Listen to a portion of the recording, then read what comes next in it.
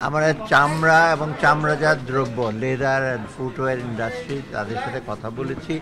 আপনারা জানেন চামড়ার খাতটা অত্যন্ত একটা প্রসপেক্টিভ, এটা একটা বেশ আপনার বাইরে এক্সপোর্ট করার জন্য আর দেশীয় ইস্যুর জন্য। তবে এক্সপোর্টে আমরা যে এক্সপোর্ট ডাইভার্সিফিকেশনের কথা বলছি না, এটা চামড়াটা একটা বড় একটা স্কোপ এবং তাদের নানাবিধ সম্ভাবনা আছে, সমস্যা আছে। এই সমস্যাগুলো আমরা আলাপ করেছি।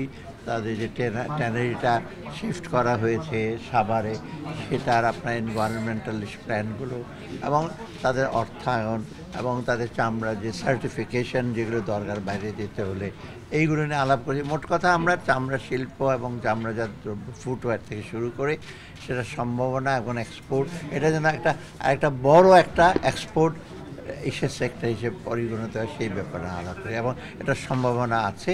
এবং আমাদের যারা চামড়া শিল্পে যারা আছে তারা অভিজ্ঞতা সম্পন্ন। আমার আরেকটা সুবিধা হলো এখানে চামড়াটা একটা ওয়ান অফ দি র মেটেরিয়ালটা কিন্তু দেশীয়।